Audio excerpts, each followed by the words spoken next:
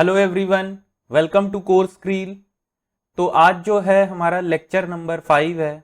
हमने इससे पहले लेक्चर 4 तक बहुत कुछ कंप्लीट किया है। टाइप्स ऑफ मैट्रिक्स हमने देखा है, ठीक है। डिफरेंट टाइप्स में हमने क्या क्या होते हैं, square matrix, non square matrix, skew symmetric matrix, non skew symmetric matrix, हमने डिफरेंट टाइप्स ऑफ मैट्रिक्स देख लिए हैं। तो आज का जो सेशन रहेगा इसमें हम एक बहुत ही important topic, a very important topic we are going to see, that is what our rank of matrix. So what do we mean by rank of matrix? अगर मैं आप लोगों से पूछूं तो आप लोगों को क्या समझ में आता है कि रैंक ऑफ मैट्रिक्स क्या होता है?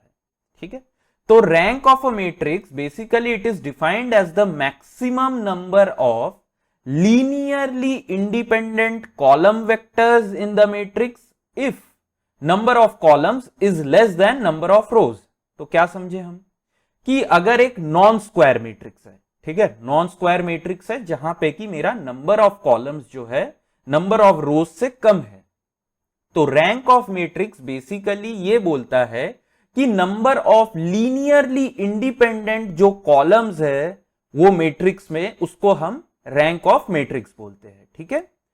Suppose now if number of rows is less than the number of columns, अगर नंबर ऑफ रोज कम होते हैं नंबर ऑफ कॉलम्स से, तो क्या होगा? तब फिर हमारा rank of matrix for a non square matrix is given by the number of linearly independent row vectors, ठीक है। अगर मेरा नंबर ऑफ रोज कम हुए कॉलम से तो क्या होगा? नंबर ऑफ लीनियरली इंडिपेंडेंट रोज जो होंगे उसको हम क्या बोलेंगे? रैंक ऑफ मैट्रिक्स बोलेंगे, ठीक है। आगे हम लोग देखेंगे कि अगर मैट्रिक्स मेरा स्क्वायर हो जाता है, अच्छा, अगर स्क्वायर हो जाता है तो नंबर ऑफ लीनियरली इंडिपेंडेंट रोज भी हो सकते हैं, number of linearly independent columns भी हो सकते हैं, ठीक है। तो ये जो चीज है हम देखेंगे कि अगर एक नॉन स्क्वायर मैट्रिक्स है तो जहां पे कि मेरा कॉलम का नंबर रोज के नंबर से कम है, तो वहां पे मेरे नंबर ऑफ लीनियरली इंडिपेंडेंट जो कॉलम होंगे वो मेरे रैंक को बोलते हैं। तो फिर वहां पे मेरे लीनियरली इंडिपेंडेंट रोज कितने होंगे? अगर मैं यहां पे आप लोगों से पूछ लूं कि नंबर ऑफ लीनियरली इंडिपेंडेंट रोज क्या होंगे, या ये सेम क्वेश्चन अगर मैं यहां पे आपको पूछूं कि number of linearly independent columns कितने होंगे, तो आप क्या बोलेंगे? ठीक है, यहां पे अगर कॉलम, तो ये सब चीज हम आगे चल के अभी देखेंगे कि एक नॉन स्क्वायर मैट्रिक्स में अगर मेरा मैट्रिक्स का रैंक एन आ जाता है या कुछ भी लेस देन एन आ जाता है तो क्या होगा, ठीक है। तो ये सब हम देखेंगे। तो सबसे पहला अगर हमको कुछ देखना है वो क्या है? Linear dependency of vector. So what do we mean by linear dependency of vector?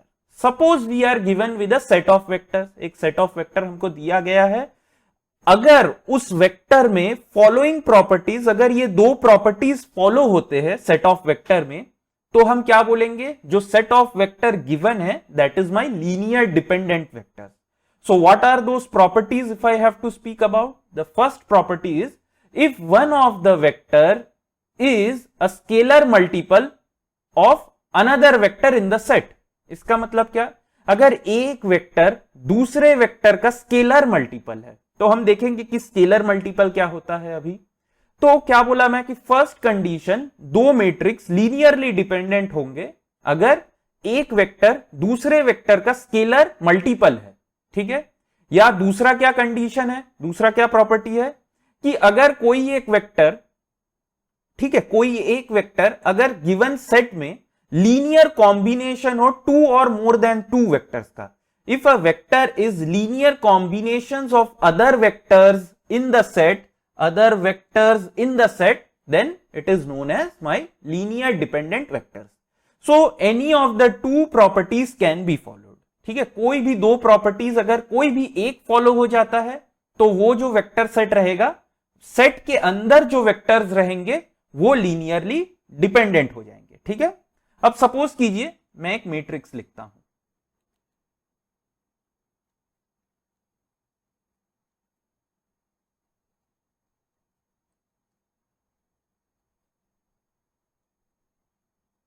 ठीक है। Suppose this is a matrix A. In this matrix A मैं क्या करता हूं, इसका क्या है मेरा 4 रोज 3 कॉलम है, ठीक है, 4 रो 3 कॉलम है। अब मैं क्या करता हूं, मैं कॉलम वेक्टर्स को ना सेपरेट कर लेता हूं, देखिए सॉरी कॉलम बोल रहा हूं, रो वेक्टर्स को मैं सेपरेट करूंगा। So I am separating this 4 vectors. So let me denote small a as 1 2 3, b as 4 5 6, c as 7 8 9 and d as 2 4 6। अब scalar multiple of one another क्या होता है, देखिए ये a और d को देखिए, है ना, a और d को देखिए, तो a और d बेसिकली क्या है, d is equal to twice a, ठीक है, अगर d वेक्टर, ये सब वेक्टर्स है ना, so these are my vectors, तो d वेक्टर जो है ये 2 टाइम्स ऑफ वेक्टर है, so this is my scalar multiple, ठीक है, ये जो नंबर 2 है ये मेरा स्केलर क्वांटिटी है, ठीक है, तो इसको हम क्या बोलते हैं, स्केलर मल्टीप्लीकेशन बोलते हैं। अब अगर मैं आपको लीनियर कॉम्बिनेशन की बात करूं तो देखिए यहां पे जो सी मैट्रिक्स है, बेसिकली ये जो सी मैट्रिक्स है, सॉरी सी वेक्टर जो है, this is basically what 1 into A vector plus 1 into B vector, okay, 1 into B vector. तो आप क्या देख रहे हैं, जो सी वेक्टर है ये 7 8 9 है। अगर मैं देखिए मेरे से ना यहां पे एक छोटा सा मिस्टेक हो गया है, इसको मेरे को लिखना चाहिए था 4 5 6, यहां पे मैं ये जो थर्ड रो है ना इसको मैं थोड़ा सा चेंज कर देता हूं, है ना, तो इसको मैं लिखता हूं 6 9 12, है ना, 6 9 12 लिख लेता हूं, तो मेरे को थोड़ा सा एक्सप्लेन करने में इजी रहेगा, है ना, तो मैं इसको थोड़ा चेंज कर लिया। So this is 6 9 and 12 C vector. तो बेसिकली लीनियर कॉम्बिनेशन मतलब क्या होता है कि it is scalar combination of 2 vectors, ठीक है, scalar multiplied combination of 2 vectors. तो आप देख सकते हैं कि सी जो वेक्टर है वो बेसिकली क्या है मेरा twice into vector A plus 1 into vector B, ठीक है, आप देखिए इसको 2 into 4, 2 plus 4, so this will be 6, 4 plus 5 that is 9, 6 plus 6 that is 12। तो आपको पूरा पूरी सी वेक्टर मिल जा रहा है। तो सी ए और बी जो है this is our linear combination, ठीक है, लीनियर कॉम्बिनेशन ऑफ 2 वेक्टर्स।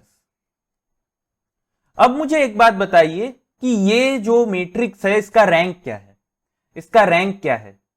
अगर आप यहां पे रैंक कैलकुलेट करेंगे तो सबसे पहले मैं क्या बोला हूं, देखिए ये जो मैट्रिक्स गिवन है यहां पे मेरा क्या ग्रेटर है, यहां पे रोज नंबर ऑफ रोज ज्यादा है,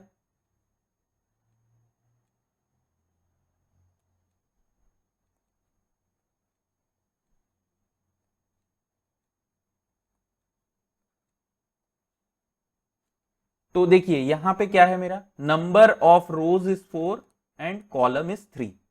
तो एज यहां पे क्या बोला मैं कि रैंक ऑफ मैट्रिक्स जो है ये क्या हो सकता है, it is minimum of row और column less than equal to minimum of row and column.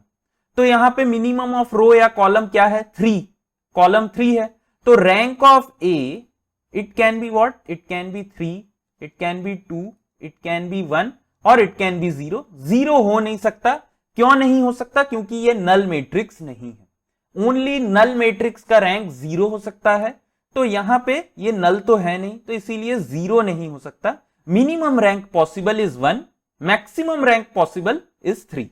तो देखिए यहां पे हम रैंक कैसे कैलकुलेट कर सकते हैं, इसको थोड़ा सा आप लोग देखिए। बेसिकली यहां पे जो मेरा कॉलम 2 है, कॉलम 2 जो है बेसिकली वो क्या है, लीनियर कॉम्बिनेशन है आपका, क्या बोलते हैं, कॉलम 1 और कॉलम 2 का। देखिए कैसे, अगर मैं इसको C1 plus C2 divided by 2 लिखूंगा तो एग्जैक्टली वही आएगा। C2 जो है basically C1 plus C2 divided by 2, तो मैं C2 को ऐसे लिख सकता हूं क्या, देखिए C2 minus C1 plus C2 divided by 2 ऐसे लिखूंगा। तो कोई दिक्कत होगा क्या? कोई इशू नहीं है। तो इसको क्या लिखूंगा मैं? 1 4 6 2। यहां पे देखिए 1 + 3 1 + 3 4, 4 डिवाइडेड बाई 2 तो 2 आ जाएगा, तो ये 0। 4 + 6 10 डिवाइडेड बाई 2 5 आ जाएगा, 5 - 5 0। 6 + 12 18 आ गया, 18 divided by 2 is 9, 9 - 9 is 0। Similarly ये भी 0, तो 3 6 12 6। ठीक है, तो यहां पे अब ये जो कॉलम 1 है और कॉलम 3 है ये लीनियरली इंडिपेंडेंट है। ठीक है, ये क्या है मेरा? लीनियरली इंडिपेंडेंट कॉलम्स है यहां पे। ठीक है, तो rank of this matrix A is what? It is 2। ठीक है, अब मेरे को बताइए अगर रैंक ऑफ ए 2 आ गया तो यहां पे लीनियरली इंडिपेंडेंट कॉलम्स कितने हुए मेरे? 2 हो गए। व्हाट अबाउट लीनियरली इंडिपेंडेंट रो? यहां पे कितने होंगे? लीनियरली इंडिपेंडेंट रोज, तो मैं आपको बिना कैलकुलेट किए बोल सकता हूं कि लीनियरली इंडिपेंडेंट रोज जो होंगे वो 2 होंगे।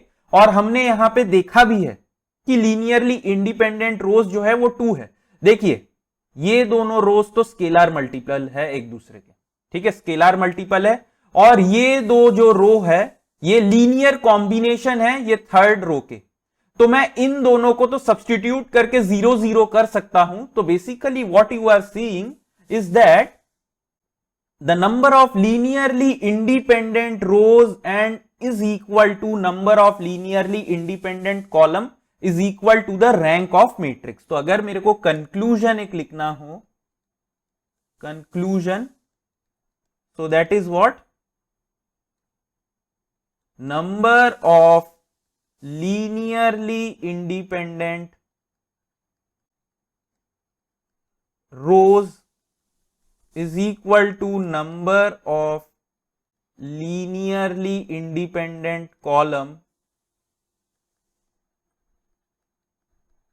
is equal to the rank of matrix। ठीक है, तो जैसे कि हमने यहां पे डिराइव किया अभी, आप यहां पे ये वाले केस के लिए भी देखेंगे कि अगर मेरा number of rose if it is less than number of columns, so the rank of matrix is basically what? It is the number of linearly independent row vectors. So the number of linearly independent column vectors will be also equal to the rank of your matrix। okay,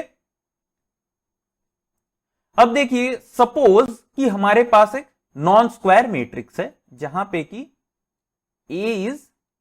ए का जो dimension है वो क्या है? R cross C, where R denotes your number of rose and C denotes your number of columns. ठीक है, तो यहां पे मैक्सिमम रैंक हमने पहले ही डिस्कस कर चुका है कि maximum rank, what will be the maximum rank? Maximum rank can be C। Okay, as C is minimum in between R and C, number of rows and number of column. If number of columns is greater than number of rows, then the maximum rank of the matrix possible can be R। तो इसका मतलब क्या हुआ कि अगर rank of मेरा एक ए matrix है जिसका कि मेरा डायमेंशन R क्रॉस C है, तो उसका जो मिनिमम जो रैंक मतलब जो मैक्सिमम रैंक पॉसिबल होगा it will be less then rank of A. It is possible that it is minimum of R, C। तो सपोज कीजिए अगर मैं एक आपको ए मैट्रिक्स दे दूं जो कि मैं आपको बोलूं 5 क्रॉस 6 है, तो इसका मैक्सिमम रैंक पॉसिबल क्या होगा? What is the maximum rank of A? So it is basically minimum of row column. So row is 5, column is 6. So rank of A, it will be less than 5. Okay, less than equal to 5. अगर equal to आ गया तो उसके लिए कुछ का नाम होता है, अगर less than 5 आ गया तो उसके लिए भी कुछ होता है। ठीक है, हम देखेंगे अभी आगे कि क्या होता है। ठीक है, तो ये एक बहुत ही इंपॉर्टेंट प्रॉपर्टी है, इसको ध्यान रखिएगा कि rank of a matrix non square matrix A is always equal to the minimum और रो और कॉलम। ठीक है, अब देखिए कुछ नोट पॉइंट है यहां पे। अगर एक मैट्रिक्स है, ठीक है, मैट्रिक्स है जिसका कि मैक्सिमम रैंक पॉसिबल है, तो उसको हम क्या बोलते हैं? फुल रैंक मैट्रिक्स बोलते हैं। जैसे कि यहां पे देखिए मैंने ये केस लिया था, अगर यहां पे मेरा rank of A if it is equal to 5, if it is equal to 5, then what will I say? This is my full rank matrix. Full rank matrix है ये. क्यों full rank matrix? Because in this matrix you can see number of rows is 5, number of column is 6. So out of this 5 rows, all the rows are my linearly independent. So that is why I am going to call it a full rank matrix. If अगर मेरा rank of matrix suppose कीजिए इस case में 4 आ जाता है ना, इसी सेम केस में अगर मेरा रैंक ऑफ मैट्रिक्स 4 आ जाता, then I will not be telling it as full rank matrix, then it is not a full rank matrix. ठीक है, फुल रैंक मैट्रिक्स के लिए मिनिमम ऑफ रो कॉलम में जो भी है उसका पूरा वैल्यू आना चाहिए. जैसे कि इस केस में मिनिमम क्या था, मेरा रो था, रो के नंबर 5 थे, तो यहां पे all the 5 rows are my linearly independent, so that is why rank of matrix is 5. So that is why I am telling this matrix is my full rank matrix. अब मैं आपको पहले ही पॉइंट नंबर 2 डिस्कस कर चुका हूं कि rank of null matrix is 0. Null matrix मतलब क्या? All the elements of the matrix are 0. तो इस टाइप के मैट्रिक्स का हमारा रैंक क्या आता है? Rank of such matrix is, suppose this is a matrix, तो rank of such matrix is my 0. ठीक है. If matrix has one non-zero element, then the minimum rank will be 1. ये पॉइंट भी मैं आप लोगों से डिस्कस कर चुका हूं. मैंने आपको बताया है कि अगर मेरा if my matrix has a single number, suppose कीजिए 1 है या 2 पकड़ लीजिए, है ना, so this is what this matrix, so this matrix is what, this is 4 cross 3. So out of this 4 rows, okay, sorry, out of this 3 columns, what can be the rank of the matrix? Rank of A can be less than equal to 3 by 3, because यहां पे आपका column का number less है. लेकिन एक ही column आप देख सकते हैं क्या? It is your linearly independent, rest all ये तो 0 के मल्टीपल्स है. ठीक है, तो यहां पे अगर कोई एक नॉन जीरो मैट्रिक्स में सिर्फ एक ही एलिमेंट नॉन जीरो है, then the minimum rank or the rank of that matrix is 1. ठीक है. अब सपोज कीजिए कि हमारे पास स्क्वायर मैट्रिक्स है. ठीक है, स्क्वायर मैट्रिक्स है हमारे पास. तो स्क्वायर मैट्रिक्स में हमको क्या पता होता है कि number of rows is equal to number of columns. ठीक है, number of rows is equal to number of columns. तो अब फर्क नहीं पड़ता है यहां पे कि मैं लीनियरली इंडिपेंडेंट रोज देखूं कि लीनियरली इंडिपेंडेंट कॉलम्स देखूं. It is up to me. I can choose either linearly independent rows while deciding the rank, और I can choose linearly independent column while deciding the rank. It's up to me. तो मैं suppose कीजिए यहां पे मैं रोज पकड़ लेता हूं. तो अब मैं क्या बोल रहा हूं कि ये जो मैट्रिक्स ए है ये मेरा फुल रैंक मैट्रिक्स है. फुल रैंक मैट्रिक्स है. फुल रैंक मैट्रिक्स मतलब आप क्या समझ रहे हैं कि मैक्सिमम रैंक पॉसिबल है. अगर मैक्सिमम रैंक पॉसिबल है इसका मतलब क्या? All the rows in the matrix given is what? It is linearly independent. If it is linearly independent इसका मतलब क्या हुआ कि मैं कोई भी रो को एक दूसरे के टर्म्स में लिख नहीं सकता हूं. अगर मैं एक दूसरे के टर्म्स में लिख नहीं सकता हूं तो कोई भी एक रो 0 नहीं होगा. अगर कोई भी रो मेरा 0 नहीं हुआ तो फिर क्या होगा? मैं उस मैट्रिक्स का डिटर्मिनेंट क्या बोल सकता हूं? Determinant of that matrix will be non zero. Why non zero? Because none of your rows present in the matrix is linearly dependent. If it is not linearly dependent, I cannot means substitute them in respect to one another like I had done here. देखिए यहां पे मैं किया था, linear dependency था बोल के ही. अब मैं ऐसे तो कर नहीं सकता हूं यहां पे क्योंकि सब रोज क्या है? लीनियरली इंडिपेंडेंट है. तो इसीलिए याद रखिएगा कि इन अ स्क्वायर मैट्रिक्स, अगर स्क्वायर मैट्रिक्स में आपका मैट्रिक्स का डिटर्मिनेंट अगर नॉन जीरो आ जाता है then it is a full rank matrix. ठीक है, फुल रैंक मैट्रिक्स. और एक क्या बोल सकता हूं कि जब डिटर्मिनेंट नॉन जीरो है तो इसका मतलब क्या, non singular matrix. So I can also say non singular matrix is your full rank matrix. ठीक है, non singular matrix is full rank matrix. अब अगर कोई भी एक रो या एक से ज्यादा रो लीनियर डिपेंडेंट हो जाए दूसरे रोज के ऊपर, तो क्या होगा, I can substitute that row basically by a row of zero.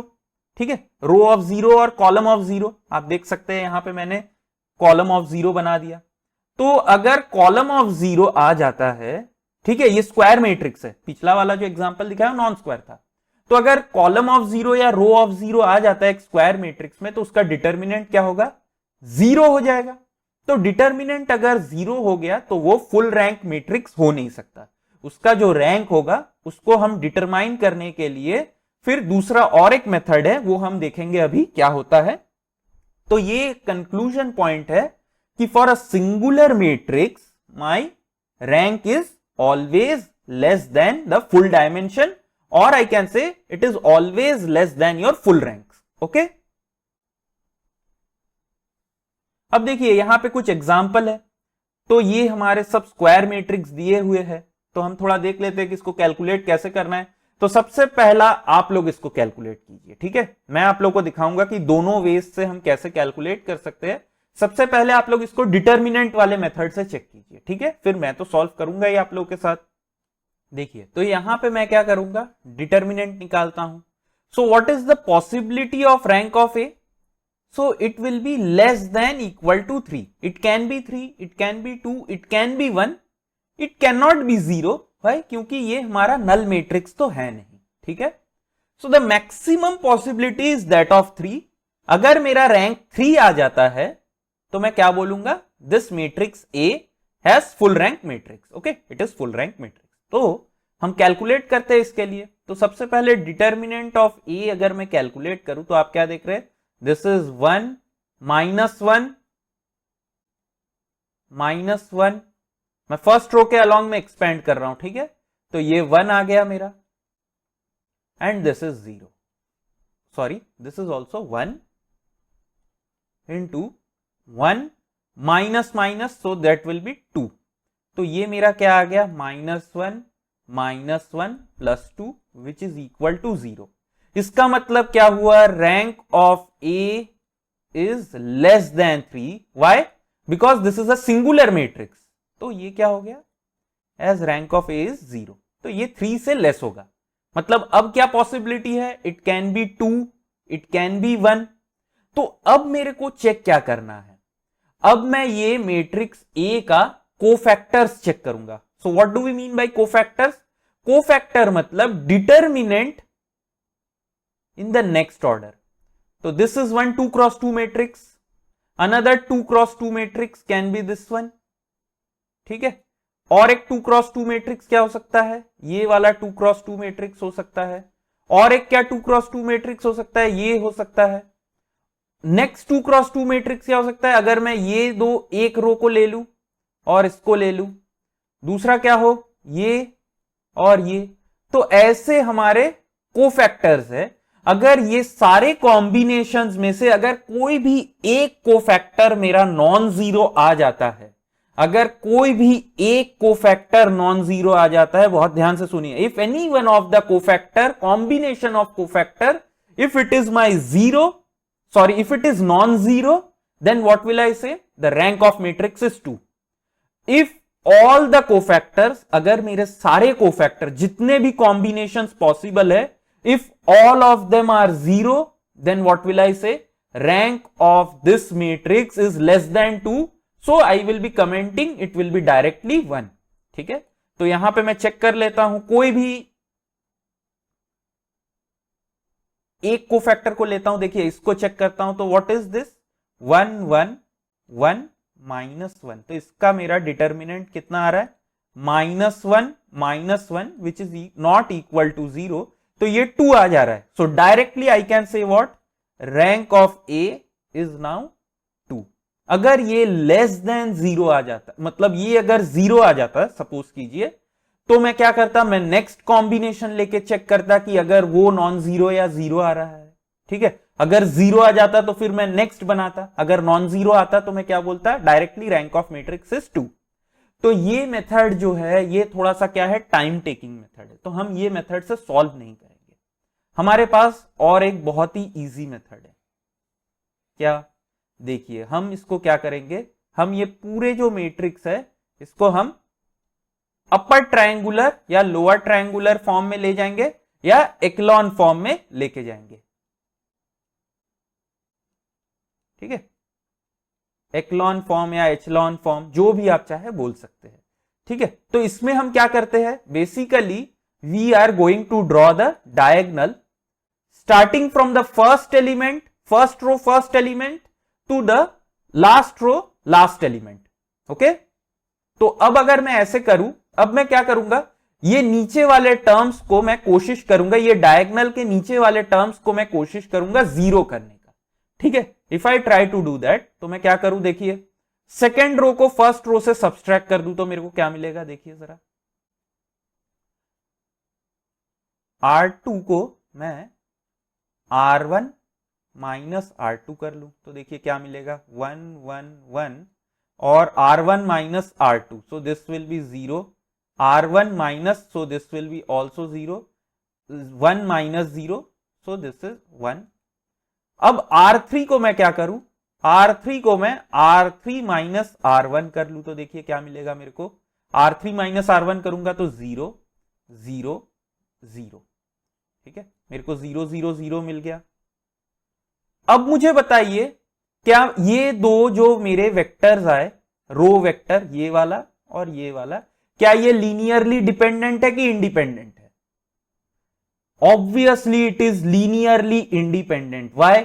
Because this is not scalar multiple of one another, nor I can be design such a matrix means such a vector that will be linear combination, ठीक है, linear combination भी नहीं। तो यहां पे number of linearly independent रोज कितने हो गए, 2 हो गए। तो अगर 2 आ गया तो इसका मतलब रैंक ऑफ मैट्रिक्स भी मेरा 2 आ गया, ठीक है, बहुत ही सिंपल मेथड है। अब देखिए मैं ये सेकंड मेथड से ही इसको सॉल्व करूंगा, डिटर्मिनेंट वाला मेथड अब मैं नहीं कर रहा हूं, वो आपके लिए होमवर्क है, आप ट्राई करके देखिए डिटर्मिनेंट वाले मेथड से कि ये मैट्रिक्स का रैंक कितना आता है, ठीक है। तो मेरा जो मेथड है वो क्या है, इक्लॉन फॉर्म में इसको कन्वर्ट करना, फर्स्ट रो फर्स्ट एलिमेंट से लेके लास्ट रो लास्ट एलिमेंट तक डायगोनल होता है। एक बार ये बन गया तो इसके नीचे के सारे टर्म्स को मैं, एलिमेंट्स को, ये डायगोनल के नीचे वाले एलिमेंट्स को मैं जीरो करने का कोशिश करता हूं। तो देखिए R2 को मैं क्या लिख सकता हूं, R2 प्लस R1, अगर ऐसे लिखूं तो देखिए क्या आएगा, ये 3 2 9, अगर मैं इसको ऐसे लिखता हूं तो क्या होगा, -6 प्लस 3, सॉरी यहां पे 2R1 करना पड़ेगा मेरे को, 2R1 करूंगा तब होगा, ठीक है, -6 plus 6, so this will be 0, -2 plus 2, so this will B also 0, 18 minus 18, so this will B also 0। What about R1, sorry R3, what can I right about R3? R3 को मैं सिंपली क्या करूं, R3 minus 4R1 अगर लिख लू तो देखिए क्या होगा, 12 minus 12, so this will be 0, 8 minus 8 0, -36 plus 36, so this will be 0। अब मुझे बताइए इसका रैंक क्या आ रहा है, इसका रैंक आप क्या देख रहे हैं कि rank of this matrix B will be 1। अगर आप डिटर्मिनेंट वाले मेथड से सॉल्व करेंगे तो आप देखेंगे जितने भी आप 2 क्रॉस 2 के कोफैक्टर्स का डिटर्मिनेंट लेंगे, ठीक है, कोफैक्टर्स ऑफ सारे एलिमेंट का अगर आप डिटर्मिनेंट लेंगे तो सब के सब 0 आएंगे, तो it will be taking a lot of time, so that is why we don't use this method. Second method is the most versatile method, ठीक है, आप ये मेथड को फॉलो करेंगे। अच्छा, तो अब यहां पे क्या करेंगे, यहां पे भी सेम चीज हम ट्राई करेंगे करने का। देखिए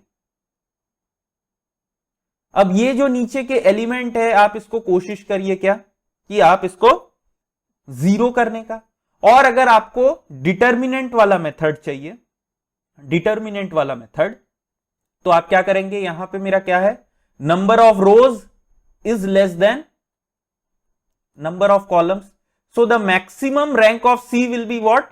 It will be less than equal to the minimum of row column. So row is 2, column is 4. So rank of C can be less than equal to 2. So it can be either 1 or it can be 2. 0 is not possible. Why? Because this is not a null matrix. तो देखिए अगर मैं determinant वाले method से solve करूंगा तो सबसे पहले मैं क्या करूंगा, यहां पे मैं 2 का कोफैक्टर्स बना लूंगा.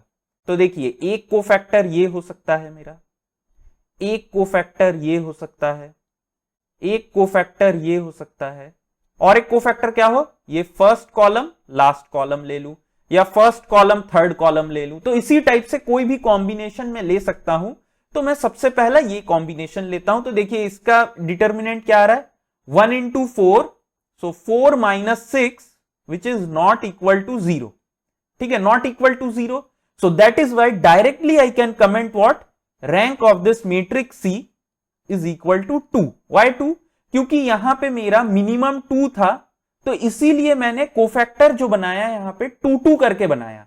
अगर यहां पे 3 क्रॉस 4 होता तो मेरा जो कोफैक्टर में बनाता वो 3 क्रॉस 3 का बनाता है ना, 3 क्रॉस 3 का कॉम्बिनेशन बनाता. अगर यहां पे मेरा और एक रो होता, ठीक है, और एक अगर रो होता तो मैं 3 क्रॉस 3 का कॉम्बिनेशन बना के फिर चेक करता if any one of the cofactor is non zero और नॉट.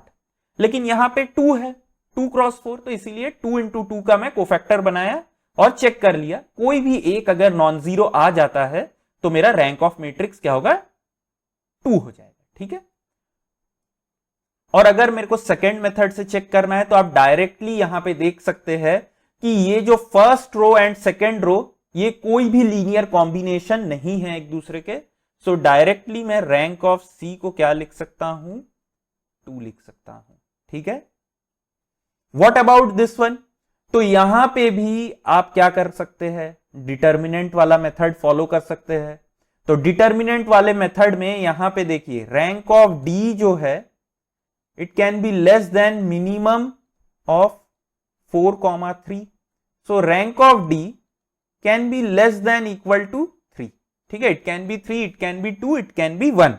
तो अब जो यहां पे कोफैक्टर का साइज बनेगा वो 3 into 3 का बनेगा. So it can be like this. तो इसके लिए आप डिटर्मिनेंट चेक कीजिए. अगर इसका डिटर्मिनेंट नॉन जीरो आ जाता है, अगर नॉन जीरो आ जाता है तो आप क्या बोलेंगे, rank of this D matrix is full rank, it is equal to 3. अगर ये वाले मैट्रिक्स का डिटर्मिनेंट 0 आ गया तो आप एक दूसरा कॉम्बिनेशन लेके देखिए. अगर वहां पे नॉन जीरो आता है तो आप बोल देंगे क्या कि इट इज फुल रैंक. अगर वहां पे भी 0 आता है तो दूसरे कॉम्बिनेशन लीजिए. तो ऐसे करके आप कॉम्बिनेशन बाय कॉम्बिनेशन, जब तक कि सारे कॉम्बिनेशन ना ले तब तक आपको चेक करना पड़ेगा. ठीक है, लेकिन हमारा सेकेंड मेथड क्या है, एक्लॉन फॉर्म वाला, कि हम यहां पे फर्स्ट कॉलम फर्स्ट एलिमेंट से सेकेंड कॉलम सेकेंड एलिमेंट तक ले लेते हैं और इसके बाद हम चेक करेंगे ये सारे जो नीचे के एलिमेंट है इसको हम 0 करने का कोशिश करते हैं. ठीक है, तो देखिए अब मैं डायरेक्टली लिख रहा हूं, है ना. तो रो 2 को मैं क्या लिख सकता हूं, रो 2 माइनस ट्वाइस रो 1. तो देखिए 1 2 3, रो 2 को मैं क्या बोला, row 2 minus twice row 1. So this will be 0. R2 minus twice R1, so this is -1. 5 minus 3 minus 6, so that will be -1. अब इसको क्या लिखूं, रो 3 को मैं लिख लेता हूं क्या, R3 minus 3R1. So if I write that, this will be 0. R3 minus 3R1, so this will be what, R3 minus 3, so -6 -1. So this will be what, 7 minus 2, so this is -2. ठीक है, what about रो 3, तो इसको sorry रो 4 को मैं क्या लिख सकता हूं, R4 minus 4R1, so this will be 0. And this is what, 5 minus 8, so that will be -3. What about this one, 9 minus of -12, so this is -3. 9 minus 3 into 4, यही तो मैं बोला. मतलब क्या बोल रहा हूं, देखिए रो 4 को मैं R4 माइनस 4R1 लिखा हूं. तो देखिए चेक कीजिए आप, सब जगह यही चीज आएगा, है ना. तो अब अगर ये आ गया, अब आप क्या देख रहे हैं कि रो 2 जो है वो बेसिकली मेरा स्केलर मल्टीपल है मतलब रो 4 जो है वो स्केलर मल्टीपल है किसका, रो 1 का, सॉरी रो 2 का। So basically row 4 I can write it like row 4 plus 3, या प्लस या माइनस कर लेता हूं, -3R2 ऐसे लिख सकता हूं। सो दिस विल बिकम 0, डायरेक्टली ये 0 आ गया। अब बताइए मैं और कोई एलिमेंट्स को यहां पे 0 कर सकता हूं क्या, कोई रो को कोई कॉलम को 0 कर सकता हूं, नहीं कर सकता हूं, ठीक है, नहीं कर सकता हूं। ट्राई कर लीजिए, नहीं हो पाएगा, ठीक है। So that is why rank of D matrix is equal to 3। So number of independent rows is equal to number of independent column is equal to 3 and this is my full rank matrix. Why full rank? क्योंकि यहां पे आप देख सकते हैं maximum possibility of the rank was 3 as there is minimum number of column is 3 and here the rank is coming out to be 3 also. So that is why full rank matrix. ठीक है, तो देखिए हम लोग कुछ यहाँ पे important properties of rank of matrix की बात कर लेते हैं। इनमें से कुछ हमने पहले ही डिस्कस कर लिया है, जैसे कि देखिए फर्स्ट हमारा क्या है, rank of null matrix is 0। तो मैंने क्या बताया है आप लोग को, null matrix is a matrix which has all the elements as 0, so that matrix is known as my null matrix. तो नल मैट्रिक्स का जो रैंक होता है वो हमारा ऑलवेज 0 होता है, ठीक है, फर्स्ट पॉइंट। सेकेंड पॉइंट क्या है, rank of matrix A is equal to rank of A transpose. Why? Because if we have a matrix A which has order, suppose 3 cross 2 का ऑर्डर है, ठीक है, मैट्रिक्स का ऑर्डर क्या है या साइज क्या है, 3 क्रॉस 2। तो यहां पे रैंक क्या हो सकता है, rank is basically what, it is minimum of less than equal to minimum of row और कॉलम। तो यहां पे आप क्या देख रहे हैं, रो 3 है, कॉलम 2 है, तो rank can be, possibility of rank can be minimum of 3, 2। अब अगर इसका ट्रांसपोज लूंगा तो क्या होगा, साइज विल बी 2 क्रॉस 3, ठीक है, 2 क्रॉस 3 हो जाएगा। तो फिर से क्या होगा, rank will be minimum of row और कॉलम हो जाएगा, ठीक है, मिनिमम ऑफ रो और कॉलम। तो फिर से हम लिखेंगे अगर, तो rank will be less then 2 और 3। तो बात तो वही हुआ ना हमारा कि मिनिमम ऑफ रो और कॉलम।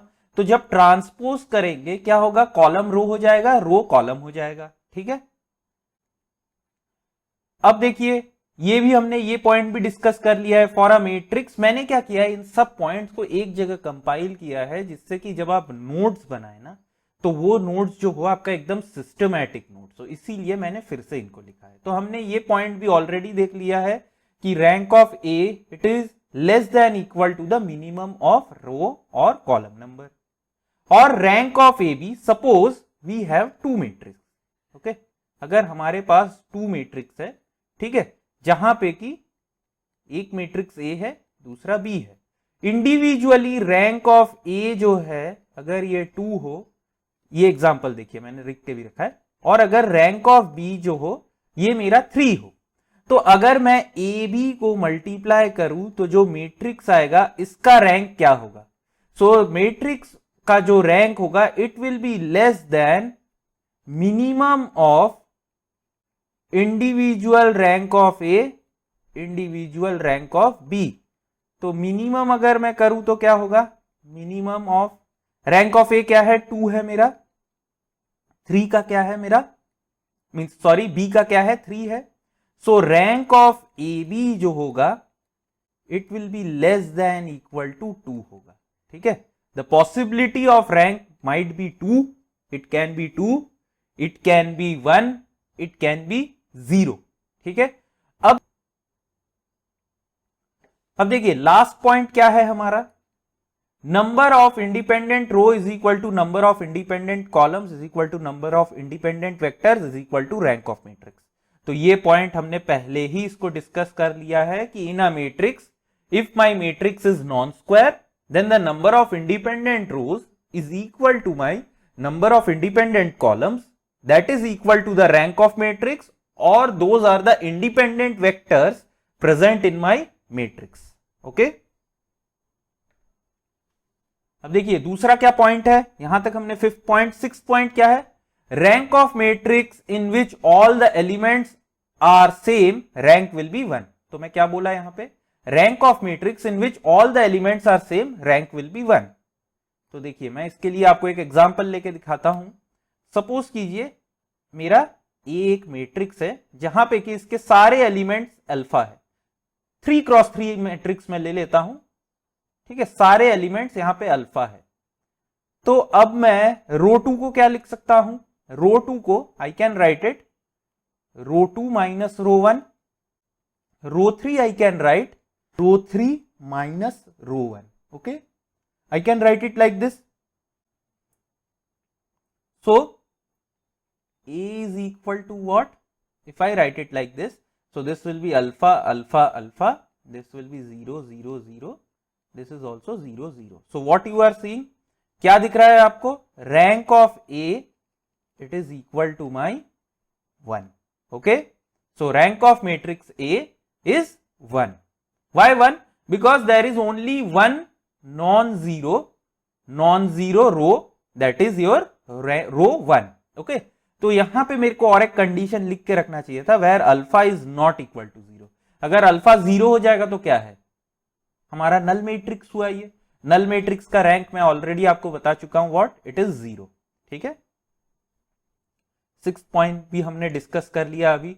7th पॉइंट क्या है, number of non zero rows, जो number of non zero rows, ठीक है, नॉन जीरो रोज क्या होता है, हमारा रैंक ऑफ मैट्रिक्स भी होता है ना। तो जहां पे ये हमारा होता है, जहां पे number of rows are great less than number of columns, rows less than columns, और इसमें भी हमारा रैंक क्या होता है, आर होता है। And what is the possibility of that rank of the matrix, that it can be less than equal to R. तो यहां पे जो भी मेरे नॉन जीरो रोज होते हैं, बेसिकली वो डायमेंशन ऑफ रो स्पेस भी उनको बोला जाता है। ठीक है, dimension of row space of matrix बोला जाता है, या रैंक ऑफ मैट्रिक्स भी बोला जाता है ये केस में। ठीक है, सपोज कीजिए कि मेरे पास एक, क्या समझा रहा हूं, देखिए 7th पॉइंट को मैं फिर से पीछे लेके जा रहा हूं, है ना। तो देखिए सपोज कीजिए मेरे पास एक मैट्रिक्स है ए, जिसका की डायमेंशन है 3x4। तो यहां पे रैंक ऑफ ए पॉसिबल क्या है, rank of A is less than equal to minimum of 3, 4, minimum of row column. So rank of A, it can be 3 also, it can be 2 also, it can be 1 also, it can be 0 also, based on the elements of A।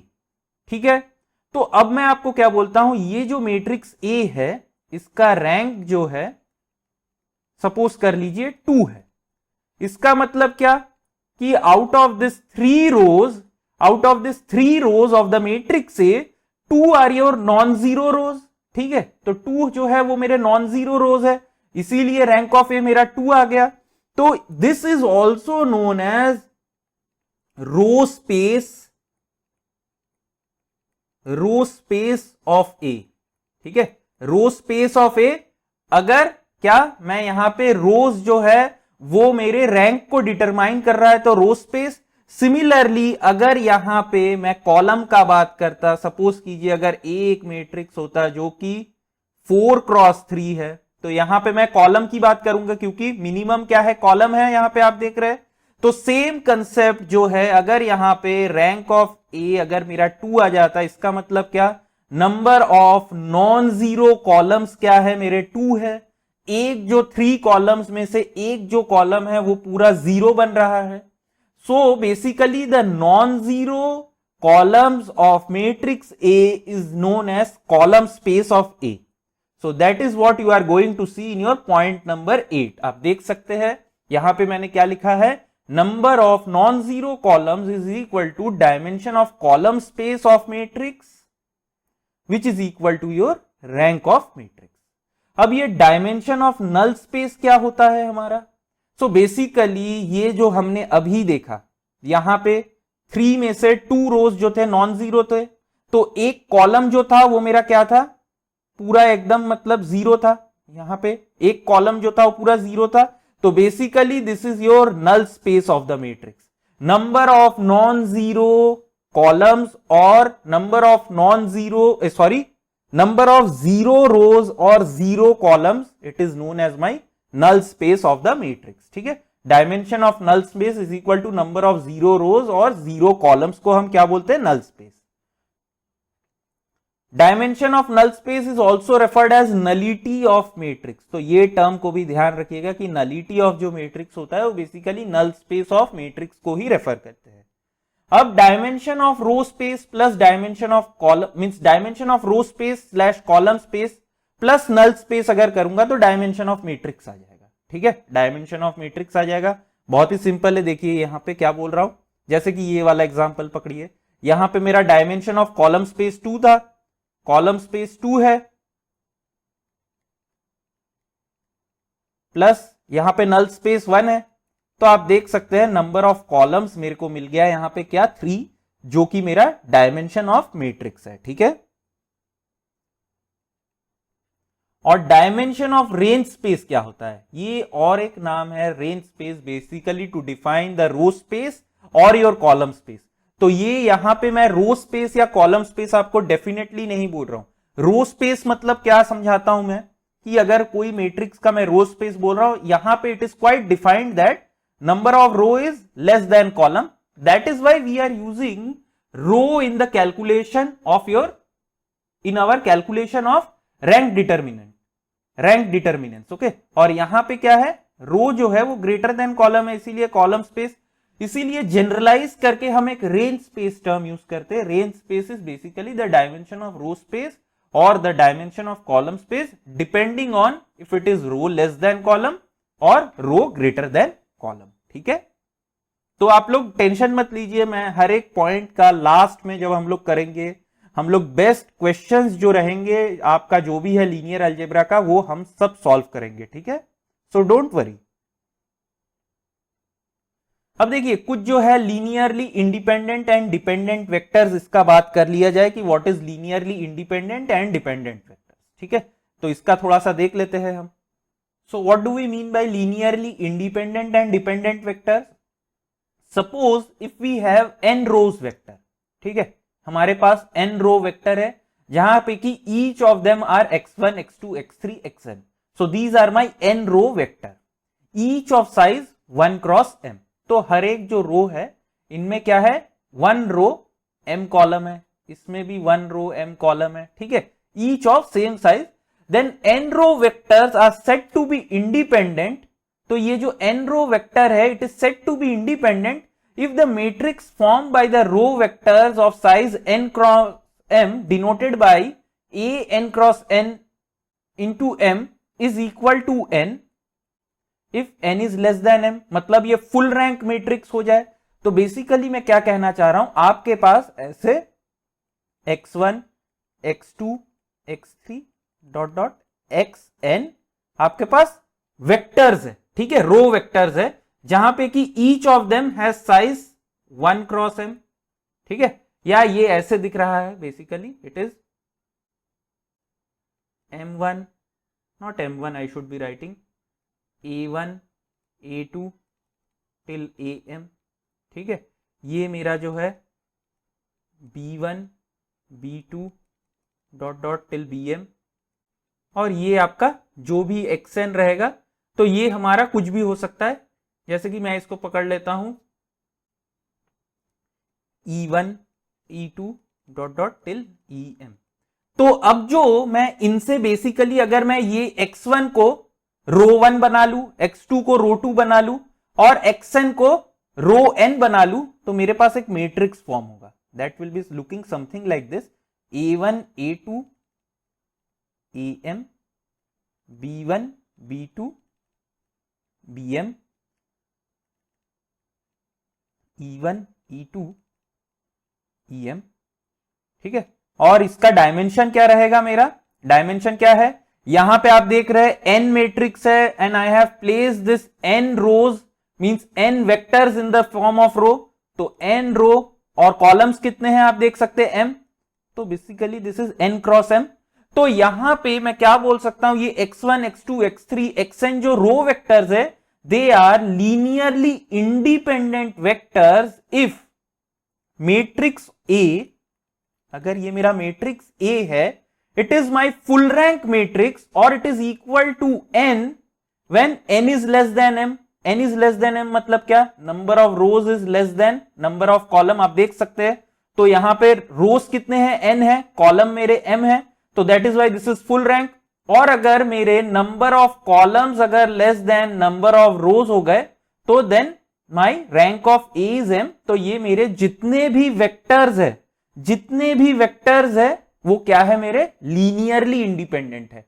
ठीक है, ये तो मैं रो में put करके किया। Similarly मैं column vectors को कॉलम में पुट करके भी मैट्रिक्स बना के इसको चेक कर सकता था एक मैट्रिक्स के फॉर्म में कि अगर वो मैट्रिक्स मेरा फुल रैंक मैट्रिक्स आ जाता है so then I am going to say what? The set of vectors, column vectors, they are my independent when if it is my full rank matrix। ठीक है, अगर फुल रैंक आ जाता है तो सारे के सारे जो मेरे वेक्टर्स है वो क्या है? मेरे इंडिपेंडेंट है। अब सपोज कीजिए कि यहां पे मैं n का ना कुछ एक वैल्यू ले लेता हूं, जैसे कि यहां पे सपोज कीजिए ये 4x3 था। ठीक है, नॉट 4x3, 4x5 है ना? 4x5 है, तो यहां पे नंबर ऑफ रोज कितने हैं? 4 है, नंबर ऑफ कॉलम्स कितने हैं? 5 है। अब सपोज कीजिए कि अगर ये ए का रैंक मेरा 4 आ गया तो मैं क्या बोलूंगा? All the 4 row vectors that are there in this matrix, it is what? It is my independent vectors. अब अगर सपोज कीजिए कि ये 3 आ जाता है, if it is my 3, so what am I going to say? Out of the 4 row vectors, 3 of them are independent and 1 of them is dependent। ठीक है, एक मेरा डिपेंडेंट है और 3 जो है वो मेरे इंडिपेंडेंट हुए। ठीक है, तो ये आपका एक सिंपल सा मैंने कंसेप्ट समझाया आप लोगों को।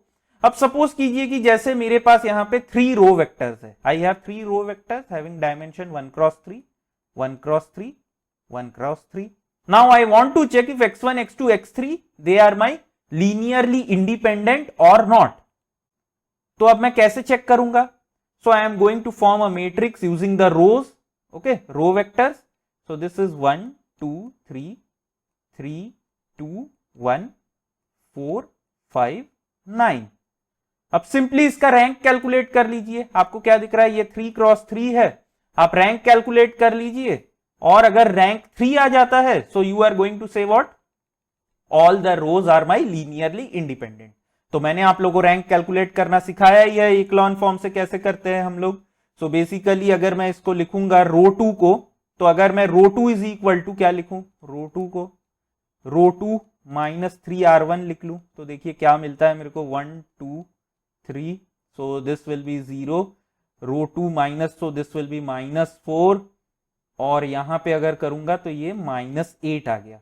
ठीक है, 1 - 9 सो -8। और अगर रो 3 को मैं लिख लेता हूं, क्या रो 3 को लिख लेता हूं मैं? रो 3 - 4r1, तो ये तो 0 आ गया। और इसको 5 - 4 8 करूंगा तो -3 आ गया। And what about this? It is -6। ठीक है, नहीं -6 कहां? ये 9 - 12 होगा तो -3, so this also comes out to be -3। ठीक है, -3 आ गया। और कुछ यहां पे कर सकते हैं क्या हम? देखिए तो अगर कुछ भी करूंगा मैं, किसी को भी यहां पे देखिए, अगर मैं सॉल्व करता हूं, इसको फर्दर भी सॉल्व करूं तो यहां पे और तो कुछ मैं कर नहीं पाऊंगा इसको। तो यहां पे आप क्या देख रहे हैं? मैं अगर कोई भी अगर यहां पे रो ऑपरेशन परफॉर्म करूं, है ना, तो मैं रो ऑफ 0 तो ला नहीं सकता। So that means what? rank of A is 3, so that means what? x1 x2 x3 are my linearly independent vectors। ठीक है, linearly independent vectors। अब सपोज कीजिए और एक एग्जांपल मैं ले लेता हूं, छोटा सा एकदम। x1 is 1 2 3, x2 is 2 4 6 और x3 जो है ये मेरा है 7 8 9। ठीक है, तो अब मैं कैसे चेक करूंगा? फिर से वही मेथड, मैट्रिक्स फॉर्म कर लीजिए। 1 2 3 2 4 6 7 8 9। तो very simply you can see what कि ये 2 4 6 अगर मैं यहां पे रैंक कैलकुलेट करना स्टार्ट करूं तो आप क्या देखेंगे, रो 2 को मैं डायरेक्टली क्या लिख सकता हूं, ट्वाइस ऑफ R1, तो ये 1 2 3 हो गया। So this will be 0 0 0। Why 0 0 0? क्योंकि R2 is basically R2 minus twice R1, है ना। और इसको क्या लिखूं, अगर मैं इसको 7 टाइम्स भी लिख लेता हूं, सो दिस विल बी 0, क्या R3 is equal to R3 minus 7 R1 लिख लेता हूं, तो ये 0 आ गया। And this will be what 14, so 8 minus 14 is minus 6, and this is what 21, so this is 12. okay, so 12, ठीक है। तो अब आप देख सकते हैं चाहे मैं कोई भी रो ऑपरेशन परफॉर्म कर लूं, मैं एक से ज्यादा रो को, मतलब ये रो से ज्यादा, एक रो से ज्यादा मैं रो ऑफ 0 बना नहीं सकता। सो rank of this matrix is 2, ठीक है। तो ये जो मेथड है यहां से आप बता सकते हैं कि टोटल कितने नंबर ऑफ रोज जो है वो मेरे डिपेंडेंट है, इंडिपेंडेंट है। लेकिन आप ये क्लियरली देखिए, यहां पे तो बहुत इजीली आप देख के बता सकते हैं कि x2 is what, it is twice of x1। लेकिन अगर कोई कॉम्प्लेक्स टाइप का यहां पे रहता है तो आप वो रिलेशनशिप नहीं बता सकते हैं कि डिपेंडेंट और इंडिपेंडेंट में रिलेशनशिप क्या है, ये आप नहीं बता सकते हैं। आप ये जरूर बता सकते हैं कि कितने नंबर ऑफ रोज आपके डिपेंडेंट है, कितने इंडिपेंडेंट है, ये जरूर बता सकते हैं।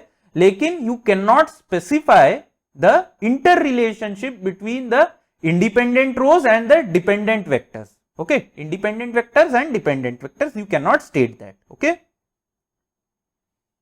अब देखिए नेक्स्ट कंसेप्ट जो है ये मेरा ऑर्थोगोनल वेक्टर का है। So what is orthogonal vector? If we have two vectors such that x जो है वो 1 क्रॉस n है, मतलब एक रो और n कॉलम्स है, और y जो है यहां पे मेरा 1 रो है, n कॉलम है, are set to be orthogonal. कब? जब x into Y transpose is equal to 0 और y into X transpose is equal to 0। देखिए तो जरा ये दो मल्टीप्लाई होते हैं कि नहीं। सो x इज 1 क्रॉस n, अगर y ट्रांसपोज करूंगा तो ये क्या आ जाएगा, n क्रॉस 1। तो रिजल्टेंट जो मेरा मैट्रिक्स रहेगा उसका रो मतलब डायमेंशन क्या रहेगा, इट विल बी 1 क्रॉस 1, है ना। तो एक स्केलर आएगा सिंपली। अगर इन दोनों का मैं मल्टीप्लीकेशन इस ऑर्डर में परफॉर्म करूं, इनमें से कोई भी एक में, और if I get it 0, then I will be saying it what, it is my orthogonal matrix. Okay, sorry orthogonal matrix बोल रहा हूं, ऑर्थोगोनल वेक्टर। तो ऑर्थोगोनल मैट्रिक्स तो दूसरा चीज है, हमने देखा है ऑर्थोगोनल मैट्रिक्स क्या है ना। और ऑर्थोगोनल वेक्टर क्या होता है, basically if it follows this two property, any one of them it can follow, और both of them also it can follow. Why?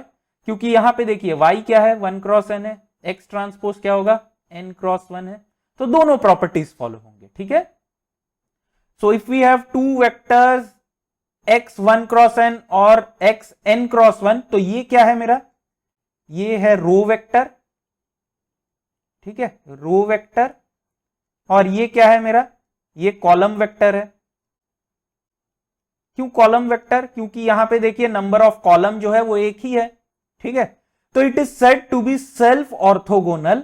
Self orthogonal बोला जाता है कब, अगर ये हुआ तो ये वाला प्रॉपर्टी, अगर रो वेक्टर के लिए लिख रहा हूं तो इस टाइप से, अगर कॉलम वेक्टर के लिए लिख रहा हूं तो ये वाला property, this is for my row vectors and this is for my column vectors. Okay, तो इसको हम क्या बोलते हैं, this is self orthogonal, self orthogonal vector. अब सेल्फ ऑर्थोगोनल वेक्टर मतलब हम समझते क्या है, ठीक है। वेक्टर्स क्या होते हैं, basically it defines a point something like this. तो सपोज कीजिए ये मेरा एक पॉइंट है फ्रॉम द ओरिजिन। अब दूसरा अगर पॉइंट हो समथिंग लाइक दिस, ठीक है, सपोज कीजिए ये मेरा x वेक्टर है और ये मेरा y वेक्टर है।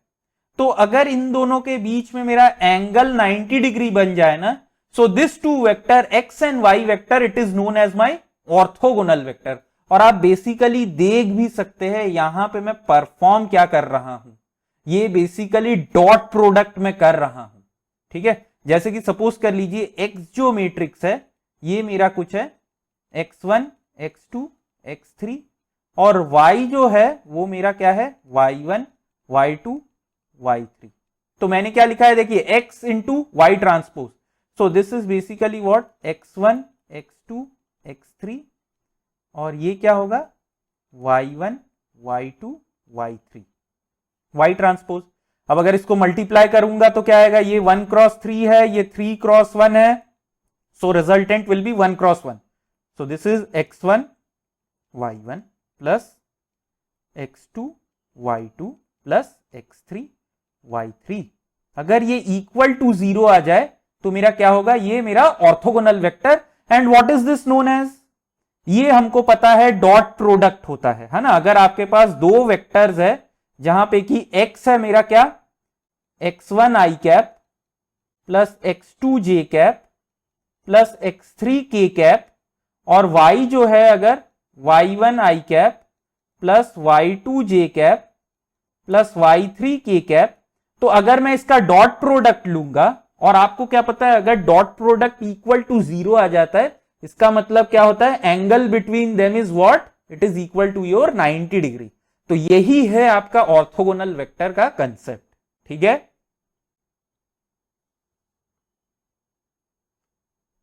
अब देखिए अगर यहां पे दो एग्जांपल मैंने लिया है, check the following vectors orthogonal और नॉट। आपको चेक क्या करना है कि x1 और x2 जो है ये मेरा ऑर्थोगोनल है कि नहीं है। तो आप क्या करेंगे, basically x1 into x2 transpose करके देख लीजिए if it is equal to 0, और आप क्या कर सकते हैं x2 इंटू x1 ट्रांसपोज देख लीजिए if it is equal to 0। अगर आप इन दोनों में से कोई भी एक देख लीजिए, कोई भी एक सेटिस्फाई करता है, that means what, both the vectors given x1 and x2 they are your orthogonal vector, ठीक है। तो चेक करता हूं थोड़ा सा मैं, मतलब सो 1 -2 0 इंटू, मैं ये वाले से कर रहा हूं है ना, -1 2 0। तो अगर प्रोडक्ट लिखूंगा तो क्या है, ये -1 है, ये -1 -4 plus 0, so that comes out to be -5 which is not equal to 0. So that means what, x1 and x2 are not orthogonal, ठीक है। ऑर्थोगोनल वेक्टर्स ये नहीं है हमारा, ठीक है। देखिए और एक एग्जांपल मैं आप लोग के लिए ले लेता हूं। तो x1 सपोज कीजिए कि इट इज रैंडम, ऐसे ही कोई भी एग्जांपल 3 1 0। x2 जो मैं लेता हूं वो क्या है -1 3 0, ओके, -1 3 0। अब बताइए x1 x2 ये क्या मेरा ऑर्थोगोनल वेक्टर है? तो आप चेक कर लीजिए x1 इंटू x2 ट्रांसपोज करके, सॉरी ये तो मैंने कॉलम वेक्टर्स लिखा हुआ है ना, ये तो कॉलम वेक्टर्स के टर्म में मैंने लिख के रखा है। So this is 1 cross 3 and this is also 1 cross 3। तो अब मैं x1 इंटू x2 ट्रांसपोज लिख लेता हूं। सो this will be what 3 1 0 and this will be what -1 -3 0, ठीक है। तो ये 1 क्रॉस 3 है, ये 3 क्रॉस 1 है, so the resultant matrix will be 1 cross 1. So this is -3 -3, so this is -3। अच्छा यहां पे लगता है कुछ मिस्टेक हो गया है, तो मेरे को ये भी -1 रखना चाहिए था इसको ऑर्थोगोनल बनाने के लिए। So this is what -3 plus 3 plus 0, so this is equal to 0. So the dot product of two vectors as it is coming out to be 0, that means what, ये हमारा ऑर्थोगोनल वेक्टर है, ठीक है। It is my orthogonal vector. और अगर आप इसको plot करके भी देखना चाहते हैं, ठीक है, तो x1 बेसिकली क्या बोल रहा है कि अगर आप x एक्सिस पे 3 जाएंगे, ठीक है, x एक्सिस पे 3 और y एक्सिस पे -1, तो ये सपोज कर लीजिए मेरा x है और ये मेरा y एक्सिस है, ठीक है। तो x1 को प्लॉट करता हूं, x1 क्या है 3 है और y जो है वो -1 है, तो यहां पे कहीं होगा। तो अगर मैं ये वेक्टर को प्लॉट करूं तो it will be something like this. यहां पे z 0 है दोनों में, तो इसीलिए मैं और नहीं शो कर रहा हूं। सो this is my x1. What about x2? x2 you can see it is -1 and -3. तो somewhere -1 तो यहीं पे ही होगा, ठीक है, और -3 क्या होगा, यहां पे कहीं होगा इस पॉइंट पे. तो you can check basically they are your orthogonal vector. अगर आप ग्राफ पेपर में इसको सॉल्व करेंगे ना तो आपको एग्जैक्टली दिखेगा कि दोनों के बीच में 90 डिग्री का एंगल बन रहा है, ठीक है, दोनों के बीच में 90 डिग्री का एंगल बनेगा ही बनेगा. अब और एक कंसेप्ट है हमारे पास, क्या, length of vector. So what is length of vector? If I have a row vector such that of order 1 cross n, जहां पे कि each element of the row vector is x1 x2 x3 dot dot till xn, ये elements है ना. तो length of vector it is defined like this. इसको और एक टर्म से भी हम जानते हैं, इसको क्या बोलते हैं, नॉर्म ऑफ वेक्टर भी बोलते हैं. क्या, नॉर्म ऑफ वेक्टर भी बोला जाता है, या मैग्नीट्यूड ऑफ वेक्टर भी बोला जाता है इसको, magnitude of vector. And it is given by square, individual square of the elements, square of sum of individual elements, total में इसको अंडर रूट कर लेते हैं. So this is known as my length of vector, ठीक है, length of vector. This same can be defined for a column vector also. Column vector के लिए भी आप सेम डिफाइन कर सकते हैं, ठीक है. तो देखिए अब जो है और एक हम लोगों ने लेंथ ऑफ वेक्टर देखा. अब नॉर्मलाइज्ड वेक्टर मतलब क्या होता है? देखिए नॉर्मलाइज्ड वेक्टर मतलब अगर कोई वेक्टर x है मेरे पास, it can be row vector और column vector, if I divide it by its own norm, तो इसको हम क्या बोलते हैं, नॉर्मलाइज्ड वेक्टर. तो बेसिकली x वेक्टर क्या था, यहां पे सिर्फ मैं रो के टर्म्स में बात कर रहा हूं. So it was x1 x2 till xn. तो इसको अगर मैं डिवाइड करता हूं 1 बाई नॉर्म x से, ठीक है, नॉर्म x, तो ये एक सिंगल नंबर आएगा, है ना, ये एक स्केलर नंबर आएगा. So if I divide this, so what will happen, each of the element will get multiplied by 1 by x norm, ठीक है. अब अगर इसको मैं करूं, अब मैं ये नॉर्मलाइज्ड वेक्टर का अगर नॉर्म लेता हूं तो देखिए क्या आएगा, it will be under root of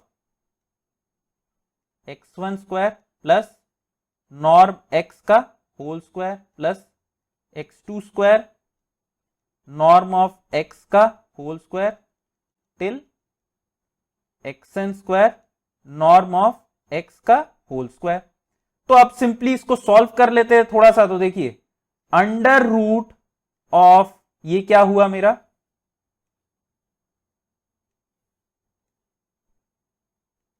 under root of x1 square plus x2 square plus dot dot xn square divided by norm x का स्क्वायर. अब नॉर्म x ये था, तो अगर इसका स्क्वायर ले लूंगा तो क्या होगा, ये स्क्वायर रूट तो निकल जाएगा. So basically this is what, x1 square plus x2 square plus dot dot till xn square divided by x1 square plus x2 square plus dot dot till xn square, ठीक है, that will be equal to 1. So always remember, norm of a normalized vector comes out to be 1, ठीक है.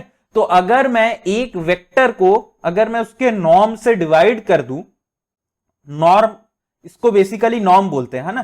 So this is Euclidean norm also, I can से another name for this is Euclidean norm, और L2 norm भी इसको बोला जाता है. लेकिन ये सब इतने हायर टर्म्स कभी नहीं पूछा जाएगा, बेसिकली बस नॉर्म ऑफ वेक्टर ही आपसे बोला जाएगा. L2 नॉर्म वगैरह जो है ये लीनियर अलजेब्रा, अगर आप लीनियर अलजेब्रा कोर्स को पढ़ेंगे तो वहां पे आप लोगों को ये सब बताया जाता है. L2 नॉर्म, L3 नॉर्म भी होता है, LP नॉर्म भी होता है ना. तो वो सब हमको डिटेल में नहीं पढ़ना है. तो बेसिकली नॉर्मलाइज्ड वेक्टर क्या होता है हमारा, कि ऐसा एक नॉर्म, मतलब ऐसा एक वेक्टर होता है, normalized vector is such kind of a vector in which the norm of the vector comes out to be 1, ठीक है. आप देख सकते हैं norm of the vector is coming out to be 1. और I can say basically how to make normalized vector, basically if you divide the vector with its own norm you will be getting the normalized vector, ठीक है. तो इसी के साथ हमने क्या है, आज का हमारा जो सेशन था इसको हमने एंड किया. I hope you people enjoyed this session, और if you have any doubts in this session you can just write in the comment section, or you can connect with me via my contact details shared with you people. Okay, so okay, then see you in the next session. Thank you.